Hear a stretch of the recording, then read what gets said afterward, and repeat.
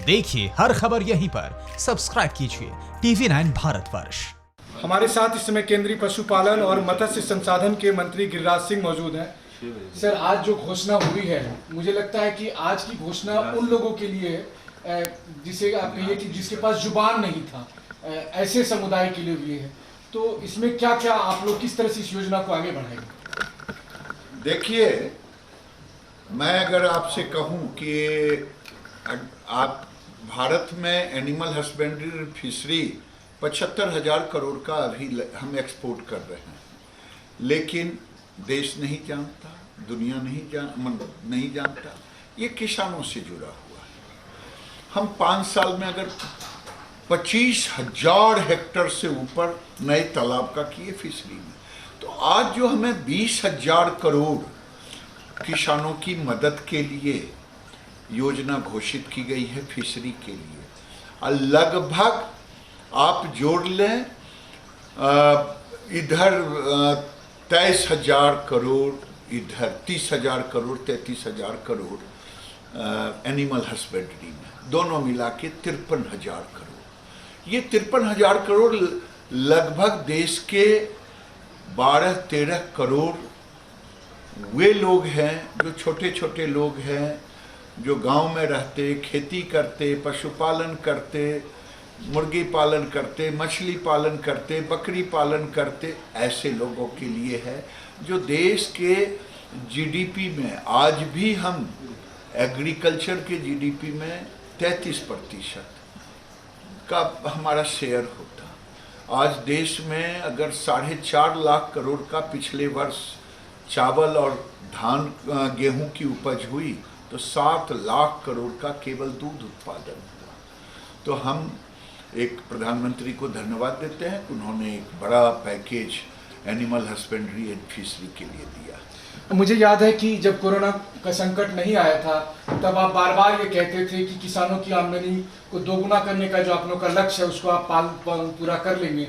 अब ऐसे समय में जब अचानक ही दूध रखे रह गया, किसान के यहाँ से कोई लेने वाला नहीं, बहुत तमाम तरह की दिक्कतें पशुपालकों को हुई। मछली के लिए तो कहना ही नहीं, तालाब में पड़े पड़े मतलब बर्बाद होने की स्थिति में है बहुत सारे लोग। ऐसे लोगों को फिर आप किस तरीके से टारगेट करेंगे, कैसे वहां तक पहुंचाएंगे उस लक्ष्य को? देखिए, हम जो भी करते हैं राज्य सरकार के थ्रू करते हैं। हमारा नोडल स्टेट, हम उसके रेगुलेटरी कष्ट में योजना देता, पैसा देता, राज्य के साथ मिलके काम करते। तो जो भी हमें ये योजना मिला है, जो भी राशि मिली है 53,000 करोड़, चाहे डीजीज के लिए हो, चाहे इंफ्रास्ट्रक्चर, डेयरी इंफ्रास्ट्रक्चर के लिए हो, चाहे किसानों के दूध का हो, चाहे मछली पालन का हो, चाहे एक्सपोर्ट का हो, चाहे सी बीड का हो, ये हम राज्य सरकार के साथ मिल कर के ही इस 53,000 करोड़ को योजना बनाए। मैं आपसे एक सवाल करूंगा कि आप उस प्रदेश से आते हैं जिसके लाखों लोग अब वापस अपने घर की तरफ जा रहे हैं, तो ये आज जो घोषणा हुआ है, इसमें उन लोगों के लिए जो खास करके प्रवासी मजदूर जो काम धंधा छोड़ करके अपने गांव लौटे हैं, उनके लिए कितना फायदा होगा, उसके लिए क्या प्लान आप करने वाले हैं?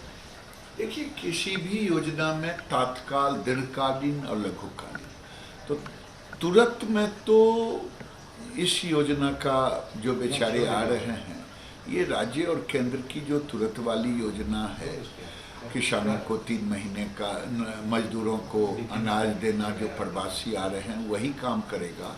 लॉन्ग टर्म में हम पूरी योजना बनाएंगे, आपके सामने रखें। एक आखिरी सवाल आपसे कि उम्मीद किया जाए कि जो लोग इतने बुरे दौर से गुजर रहे, किसान, पशुपालन करने वाले, अब एक बार फिर से 2 महीने 3 महीने बाद आप उनको उसी स्थिति में ला पाएंगे जो मार्च में या फरवरी में था?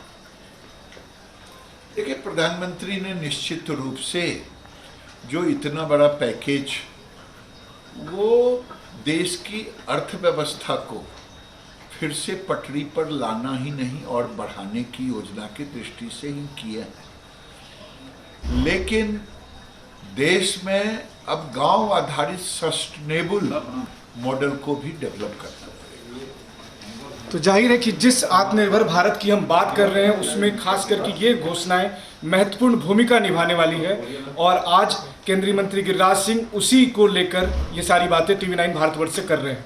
कैमरा राजीव रंजन के साथ मनीष झा, TV9 भारतवर्ष, दिल्ली। अड़ी सोमवार से शुक्रवार शाम 6 बजे सिर्फ TV9 भारतवर्ष पर।